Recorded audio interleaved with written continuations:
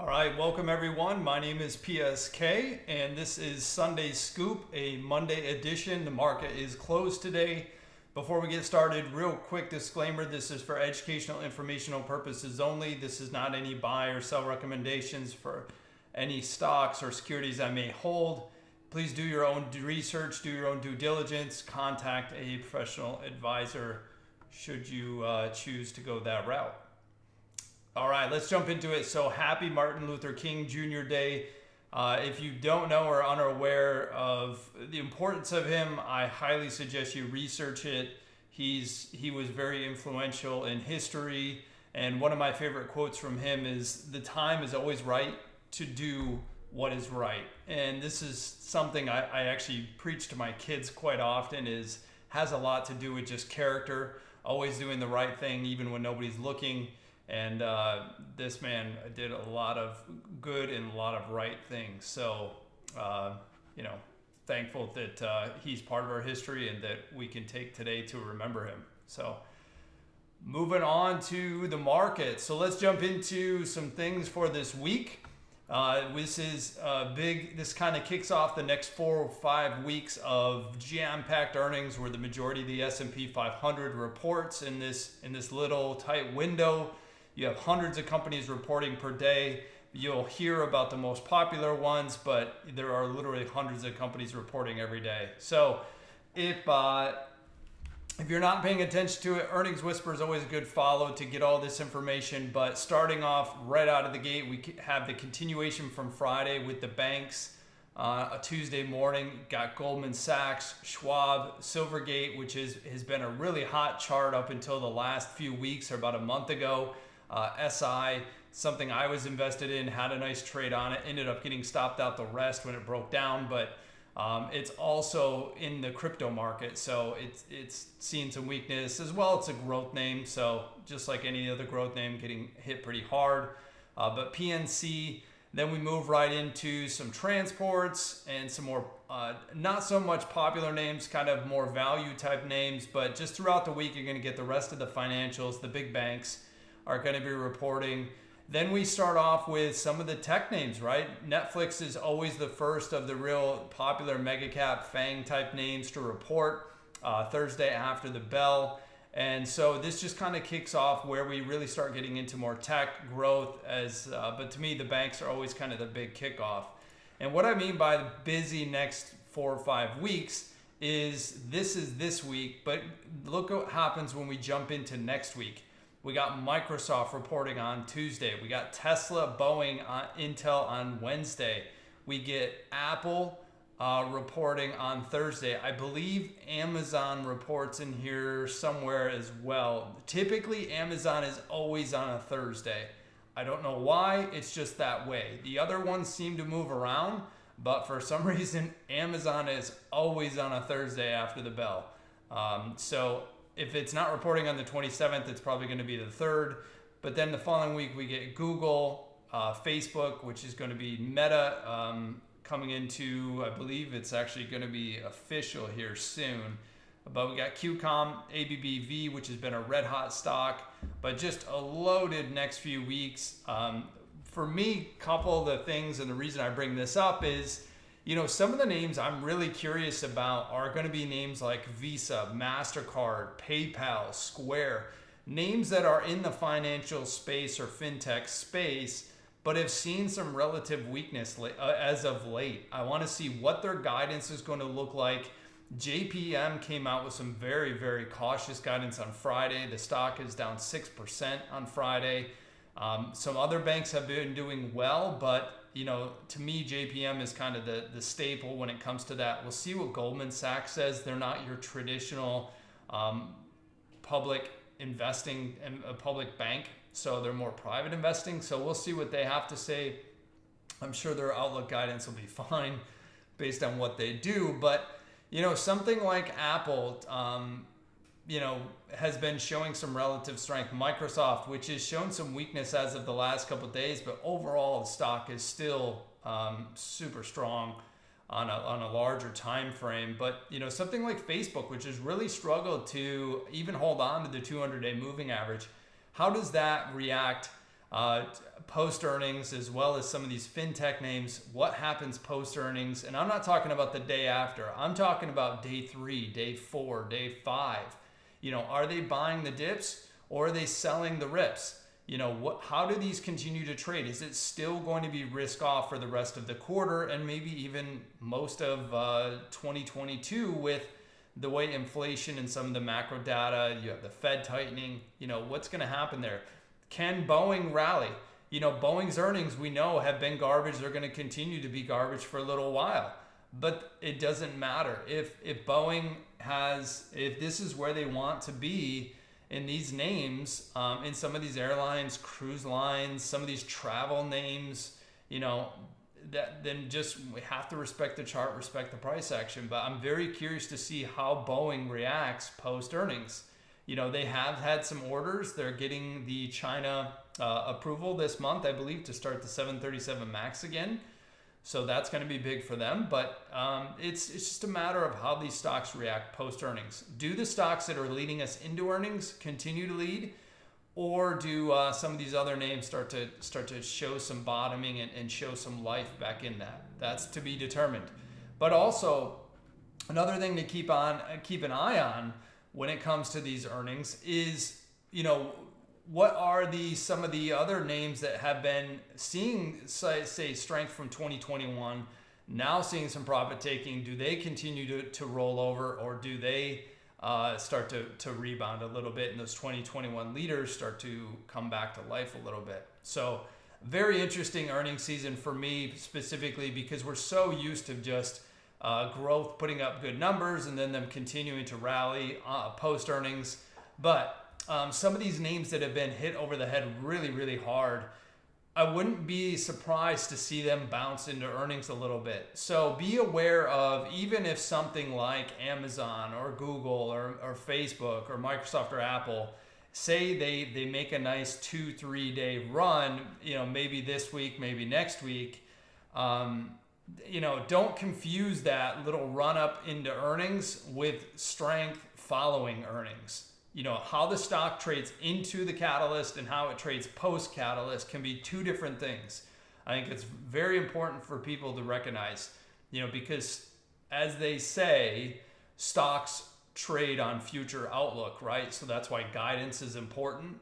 But, that you could say that all you want, and that works till it doesn't, right? Because a lot of these companies are still going to have great guidance, great earnings, but it doesn't mean the stocks are going to go up. So you still have to respect the price action. The chart tells you what's really going on, what people think, and we'll talk about a few of those. As far as the macro calendar goes this week, it's pretty light, just a lot of housing data. This is the quiet period. This is a quiet week before the Fed meeting next week. So not a whole lot going on there. We do have a couple new IPOs along with some lockup expirations. As far as last week's kind of leaders and laggard, if you were trading last week, if you were an active trader, it stuck out like a sore thumb.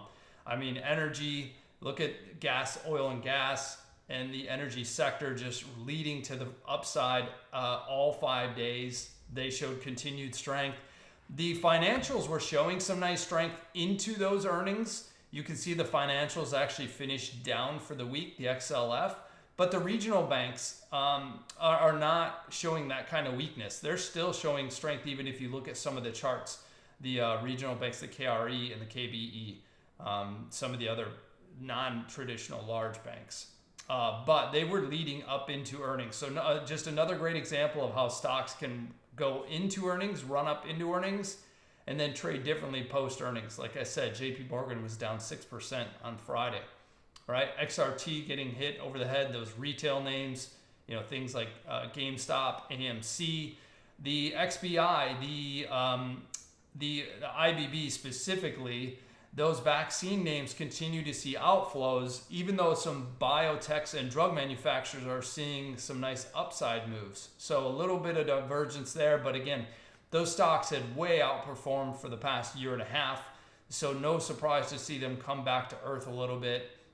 Especially when vaccines are still going to be something that's going to be available, probably be around forever, but it's nowhere near the bulk it was 6 months ago. So no surprise there. And then semis. We had some really nice outperformance on some semi names. I'll go over those as I'm watching those for continuation.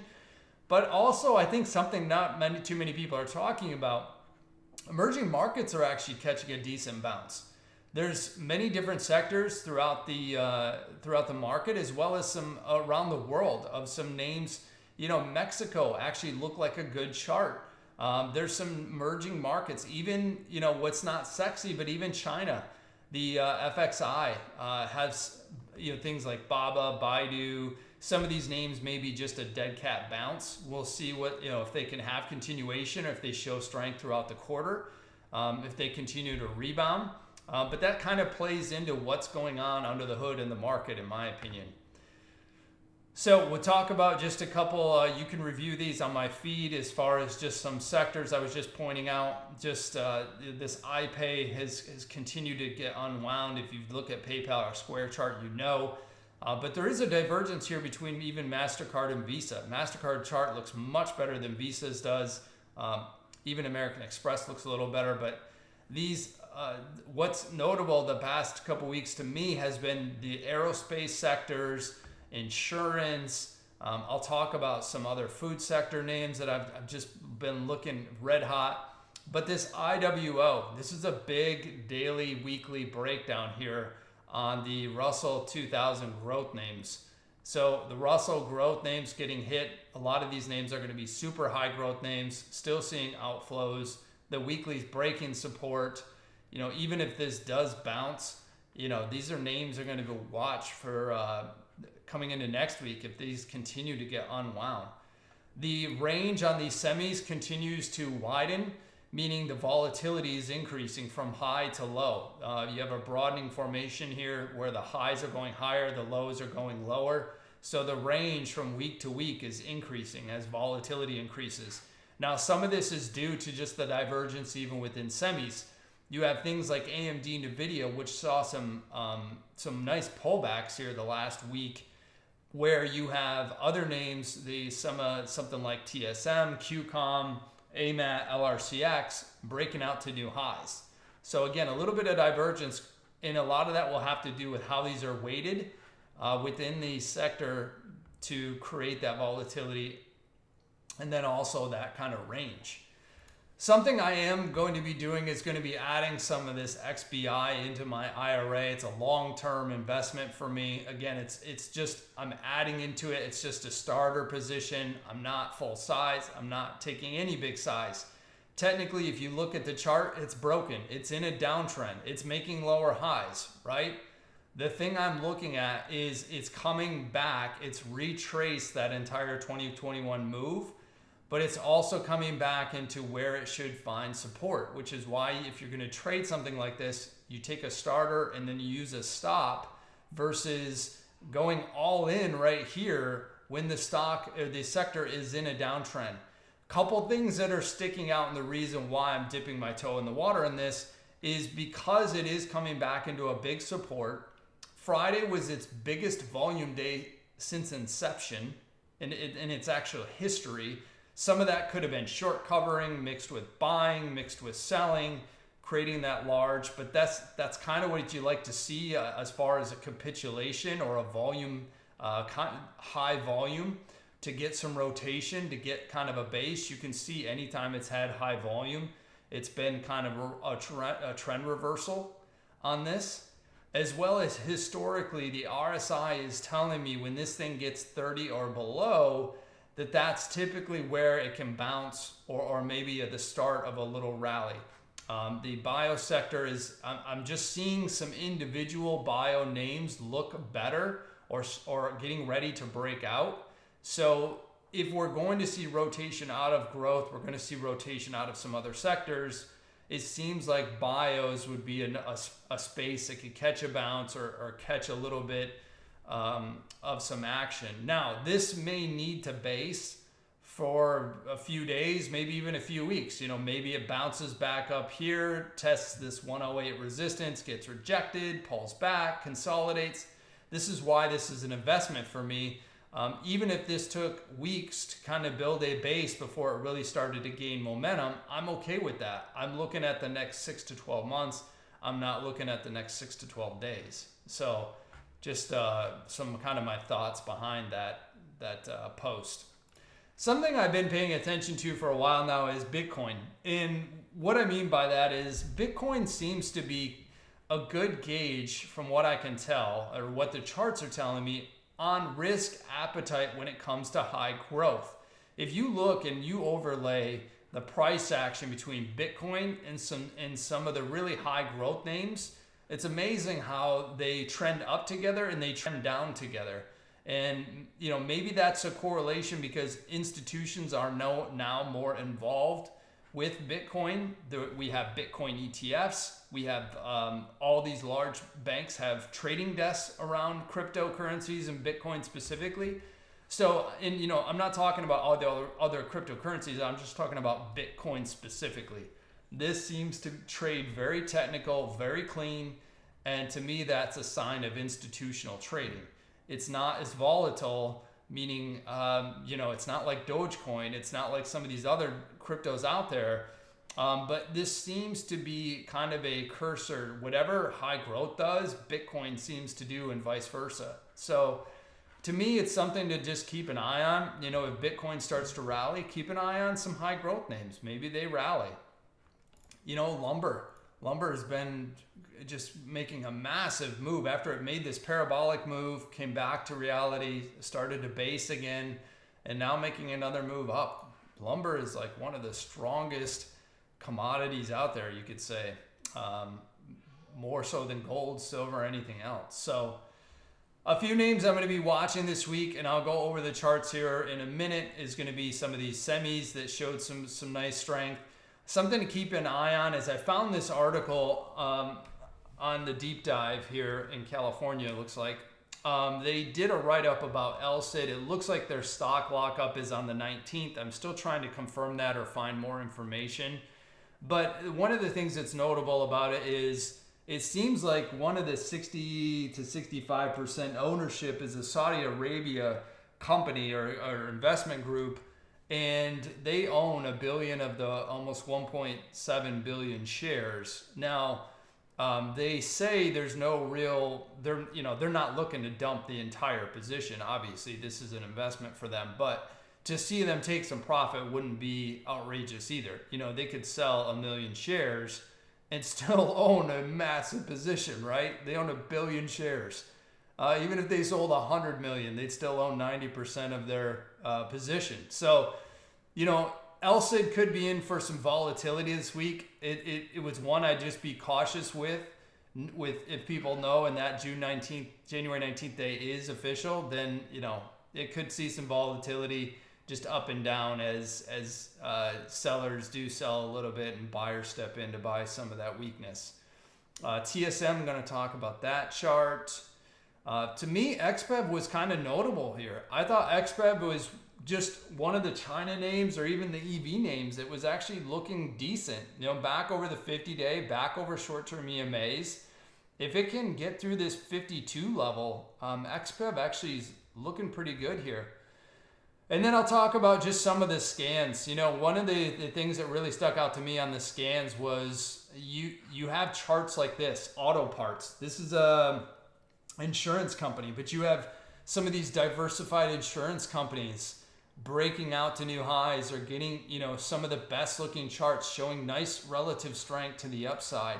So if you're just in 100% growth mode or you're just trade growth, you're going to have to be really patient. If you're looking for other things to trade, maybe short-term swing or even day trade, start looking at some of these names that are breaking out, some of these stronger charts like this ALSN, right? This is a transmission, auto parts sector. A lot of the auto parts are looking good. And, just think about what's going on in the economy, right? We have inflation, but some of the best looking charts to me are things that people need and use on a daily basis, right? You need auto parts. People need auto parts regardless.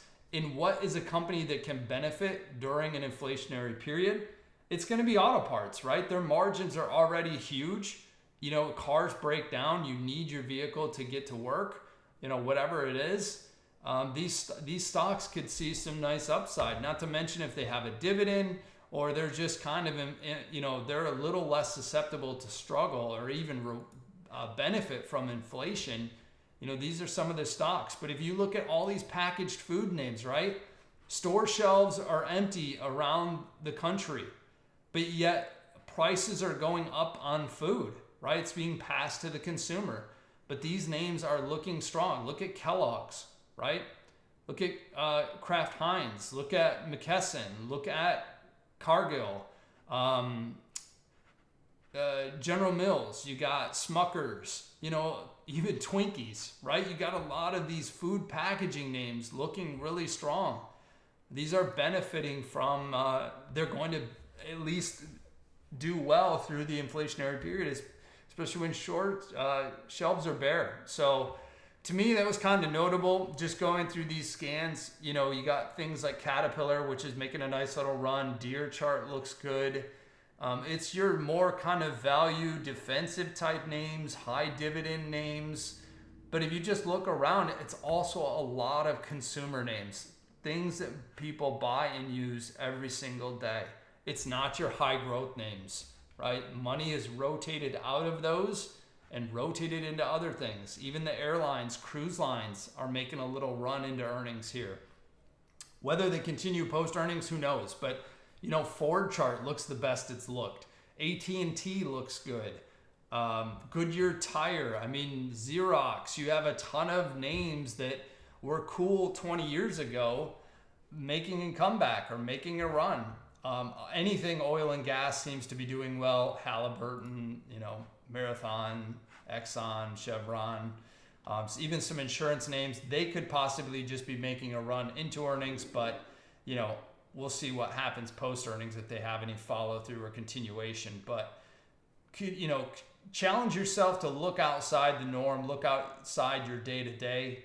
If you enjoy just trading growth stocks and you don't mind long or short, then by all means, do what you've been doing. But as far as last week goes, we saw some big volatility Monday with the big down day in the morning, with the V bottom reversal in the afternoon. We rallied all afternoon, rallied into Tuesday. Based on the price action we saw on Thursday, it looks more like it was just kind of a dead cat bounce after the big sell-off for a week. And then when they came in Wednesday morning, we tried to break out off of the CPI and the PPI data on Thursday. That stalled out right as we were getting over that 47.20 area. And this was prior resistance. It's been a big pivot on the market, this 47.05 to 47.10 area on the S&P futures. And once we fell back below that, we just saw heavy selling come in on Thursday. Thursday was pretty much just a stair step down all day after the open. About a half hour into the open, then it was just stair step. It was just bear flag after bear flag all day. Nothing was pretty much safe Friday. Even some of the leaders in the afternoon started to roll over with the market. Then Friday, we came in after the Thursday gap down, ripped at the open, and then it chopped around into about the last couple hours. And then it just started to grind higher with a little push, maybe some short covering into the 3-day weekend, into the close. But as of right now, S&P futures are down slightly here. The NASDAQ is down a little bit more, but we are butting up against the 50-day moving average.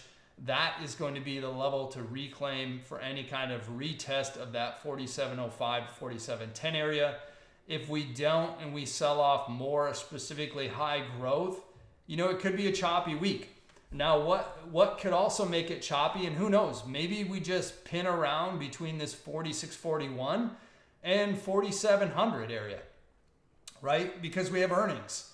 So some stocks are going to get bought up, and then some stocks are going to get sold off. JP Morgan is actually on my watch list for tomorrow to see if they fade it off more or they come in and buy the dip. I think that's going to tell me a lot about what financials are going to be doing for the rest of the quarter. Because supposedly inflation and high rates is a good money-making environment for banks. So we'll see. We'll see how much they love the banks.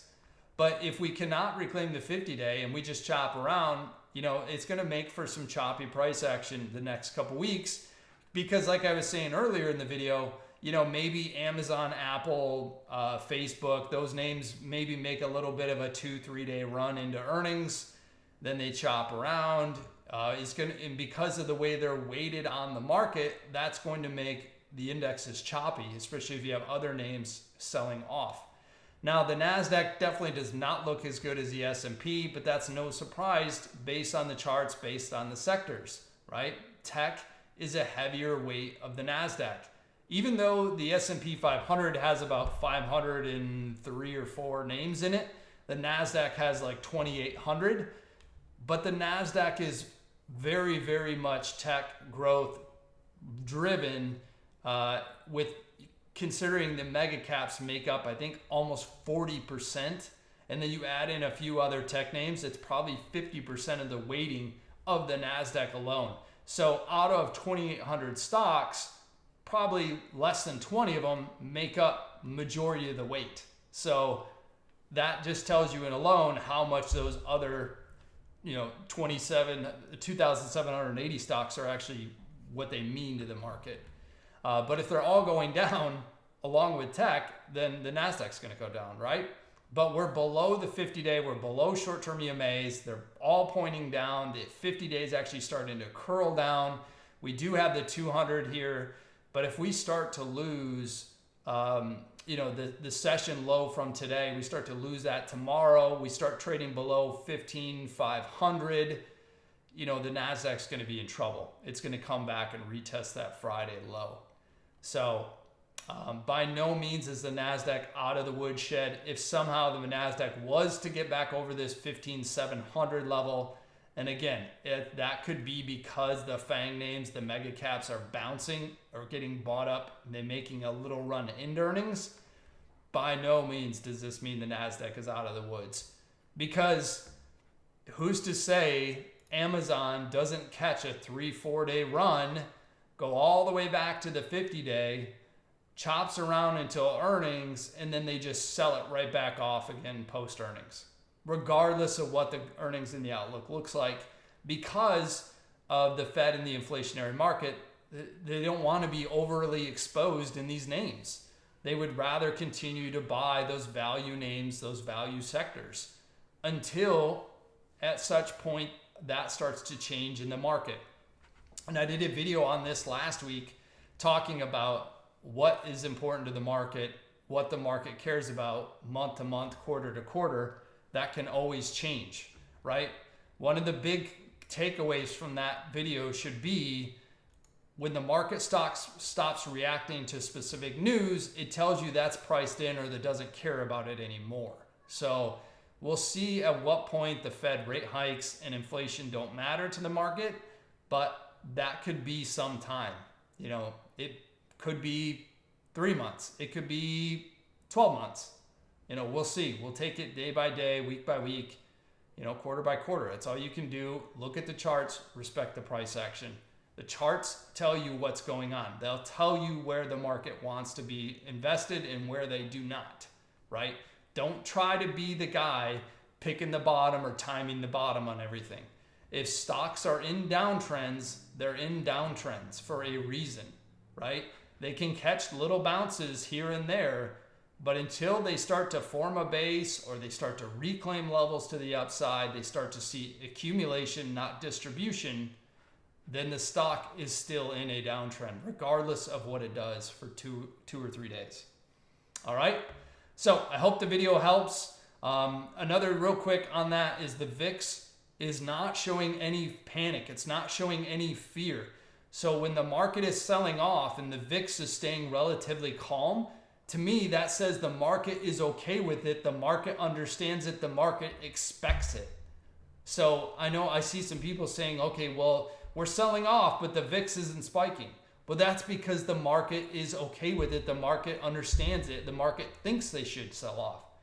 The market is pricing for it, right? Where we get volatility is when the market doesn't expect it. It doesn't, it's not comfortable with it. That's when you see the VIX spike, because they have to hedge. They're overly exposed in one area that's getting hit, so they need protection, right?